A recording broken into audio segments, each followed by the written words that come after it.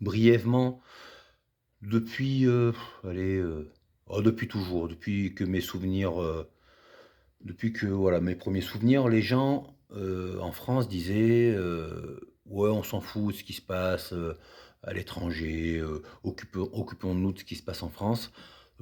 «Oui, oh là, au Moyen-Orient, là, Israël, on s'en fout, ça nous concerne pas, faut les laisser se battre». J'espère que ces gens-là, se réveillent un petit peu le caberlot.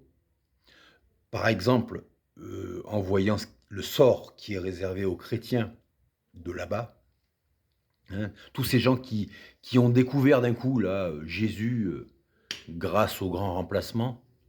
Jésus grâce au gasoil à 2,30 € le litre, tu vois?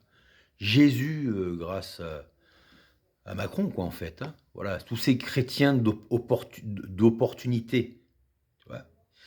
Qui sont un petit peu comme ces juifs, qui fuient la France, parce qu'ils sont un petit peu poursuivis par le fisc et d'un coup, ils ont la foi, ils découvrent, la foi, juive, en se barrant vite fait en Israël avant de se faire gauler, tu vois? C'est les mêmes trucs. C'est le même genre d'individus.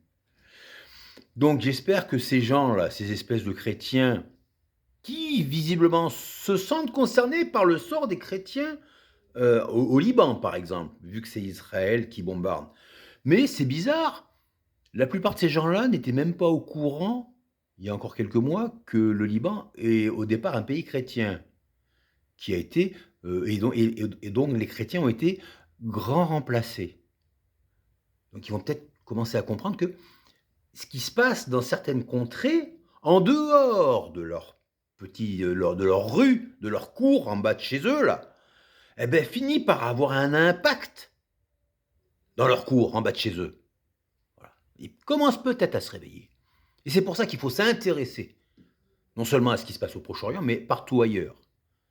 Parce que ça finit par se produire chez nous. Voilà. Donc, ces mêmes gens qui nous disent: «Non, non, mais si tu ne t'intéresses pas à la politique s'intéressera à toi». Ben, la situation internationale, c'est pareil.